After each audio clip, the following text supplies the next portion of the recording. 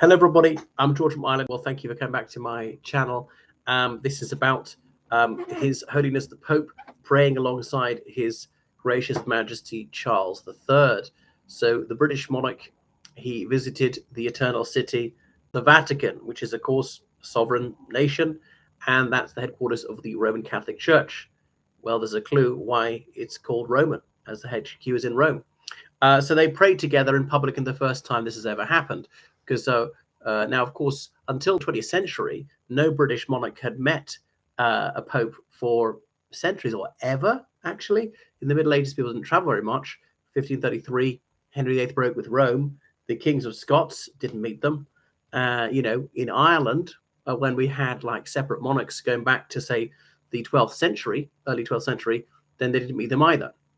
So that's it. So the Pope made the king made a flying visit. They prayed in the Sistine Chapel as part of the Vatican. Then the Vatican Hill, Sistine, as in Pope Sixtus ordered to be built, the one with that magnificent, well, what do you call it, painting on the ceiling by Michelangelo and so on. The Last Judgment. So as the Pope said, "Let us pray," praying in English. So that marvelous, really exquisite 16th century chapel. And Her Britannic Majesty, Queen Camilla, was there as well, wearing black. Now, why? Because Catholic queens wear white, heretic queens wear black. Heretic is a rather damning way to say any queen who's not a Roman Catholic. And by the way, First Lady wore black because she's equivalent to a queen. And when they came up with this Vatican protocol, obviously First Ladies didn't exist. There were scarcely any republics or presidents. And so we go on. So it's an ecumenical moment. Now, let's not forget that Charles III, he is head and supreme governor of the Church of England and impliedly the Anglican Communion. There's all those churches around the world which are daughters of the Church of England. When the British Empire existed, Anglicans planted churches elsewhere.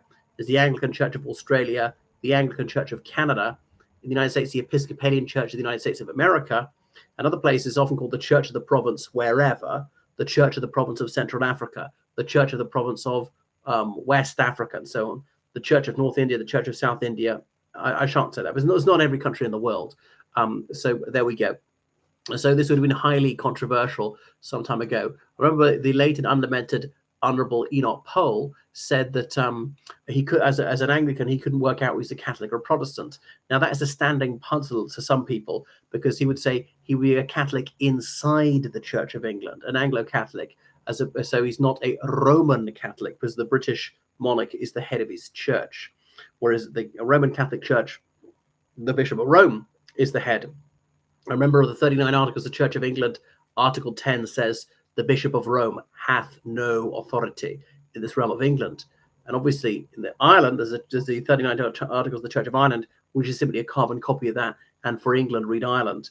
Now, notably, that those articles don't dispute the Pope's lawful authority over other realms. It's only in England and actually then in Ireland. Not sure about Wales or Scotland.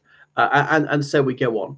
Okay, so it went very well. And nobody would mind these days except Ian Paisley's son, not Sir Ian Paisley, the politician, but Kyle Paisley, one of his other sons, who I think is a minister in the Free Presbyterian Church, really headbanging Protestants to say, oh, the king should abdicate for having done this. But these days, nobody cares. There used to be talk in the 1980s, would the Catholic Church and the Anglican Church reunite? But the Anglican Church moved further away by ordaining women, and now a woman is even Archbishop of Canterbury. I don't see what's wrong with that. I mean, I'm not a believing Christian, but I don't see any theological argument against it. Most churches have allowed women to be ordained and promoted, and I don't perceive them to have lost anything apart from a few crusty old incense-wagging misogynistic reactionaries. You know, women have half the talent in the world. Why shouldn't they bear religious leadership? There was resistance to women becoming solicitors and barristers and judges and architects and pharmacists and doctors and dentists and engineers and airline pilots and soldiers and sailors and just about everything.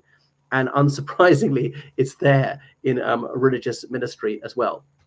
So it was a very brief visit because obviously the Vatican is so small, the smallest country in the world, if you want to call it a country at all.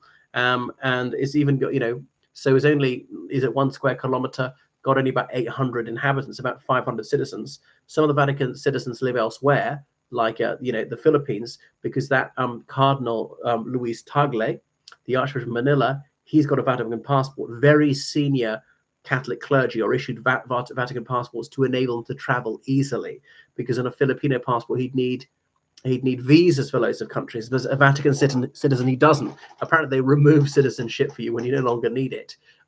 So there we go. In the Holy See. See as in seat. There's the See of Canterbury, there's in the seat, like the Archbishop's seat or a bishop's seat. SEEC, but it's not as in eyesight. Goodness, what else? The Catholic Church, well, the Vatican City, being a sovereign state, appoints its own ambassadors, and called nuncio, as in messenger in Latin. Why we say announce and things like that. And the nunciate, as in the embassy, the Vatican nunciate in the United Kingdom is by Wimbledon Common. So that was a successful trip. And His Britannic Majesty had intended to visit the Vatican City early this year, but Pope Francis was terminally ill and he died just after Easter. And then they elected this American chap, who's now Pope Leo XIV, in very short order, Robert Prevost. I didn't see that one coming, the Chicagoan Pope. So nobody minds, went off without a hitch. That they are both, well, Charles III is very frail, whereas Prevost is 69, but looks like 49, if that. All the other cardinals, oh yes, on the balcony, so happy for you, but going, so envious. They want it for themselves because they've got vanity too. They have very human flaws. And Tagle think, damn, and this guy is a picture of health. He's going to live to 100. Tagle, if he's alive at all, would be considered, in such decrepitude and infirmity, he can't get it. We'll go to someone younger. You got one shot at this usually, barring any disaster, a rapidly advancing cancer, a brain tumor, or something like that, or assassination. But Charles III is said to be terminally ill. So, okay, the height of cordiality between the United Kingdom and the Vatican City, which didn't even have diplomatic relations until about 1850, when the Catholic episcopate was allowed back. Officially, bishops and archbishops appointed throughout the United Kingdom. Okay, Ireland, and we'd had them for longer than that, but the major portion of the United Kingdom, Great Britain. And then when the Catholic episcopate and archiepiscopate came back, they deliberately gave them different titles to avoid confusion. There's the Archbishop of Canterbury for the Anglicans, the highest Roman Catholic one's Archbishop of Westminster. And there's an Archbishop of York in Northern England. For the Anglicans, Catholics, we got the Archbishop of Middlesbrough.